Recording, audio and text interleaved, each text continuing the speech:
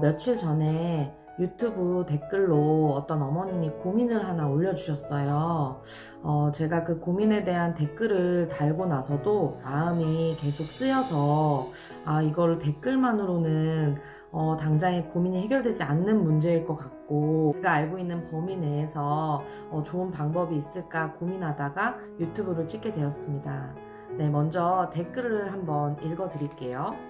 안녕하세요. 만 1세 1월생 여아인데 민간 어린이집에 투다님 10명간에 유독 때리는 남자아이가 한 명 있어요. 이번에 다른 원화를 물기까지 해서 선생님이 그 아이를 집중적으로 보고 있는데요. 이런 경우 때리는 행동이 줄어드나요?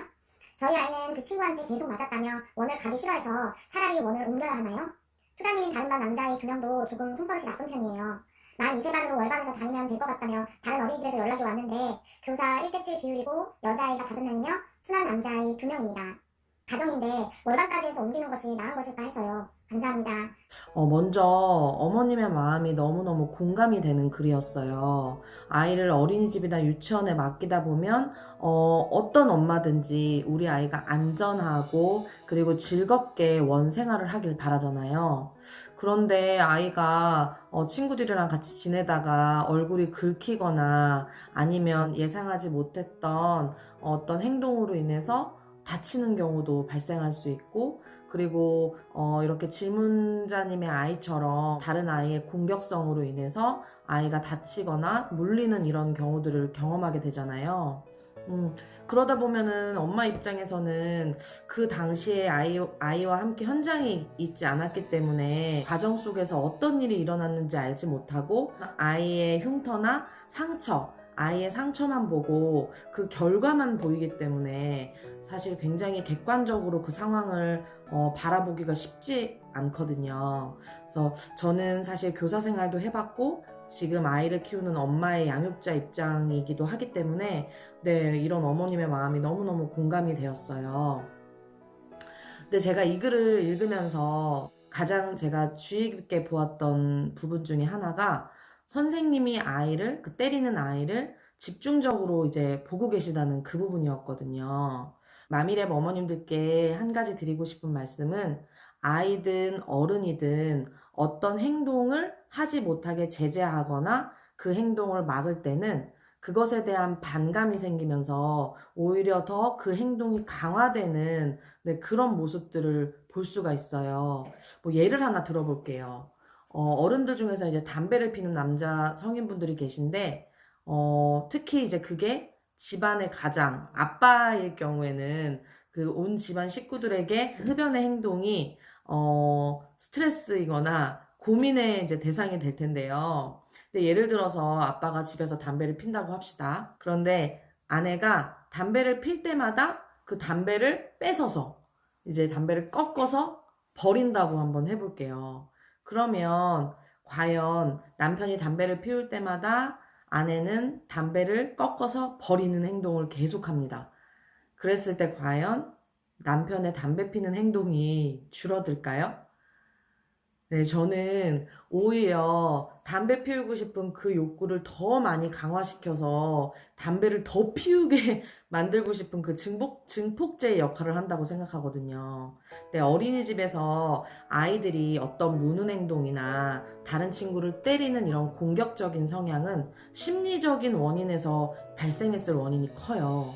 집안의 여러 가지 환경이라든지 아니면 부모님의 양육 방식이라든지 그런 공격 성향이 일어나는 거는 아이가 어떤 행동을 했을 때 그 행동에 대한 피드백으로 그러한 행동이 점점 더 강화됐을 확률이 높거든요. 그런데 원이나 주변에서 그 행동을 그냥 제지시키는 데에만 몰두하다 보면 아이의 그 행동은 절대 제지되어지지가 않습니다.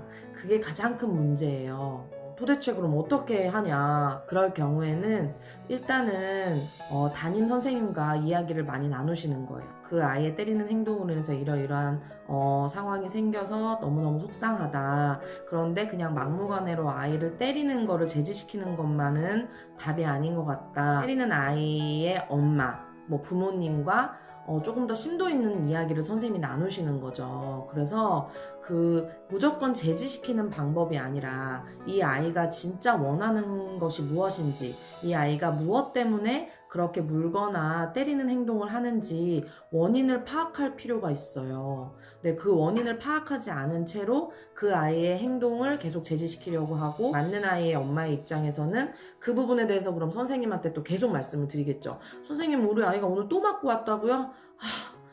정말 진짜 어린이집 못 보내겠네요. 라고 말할 정도의 스트레스 상황이 이제 계속 오실 거거든요.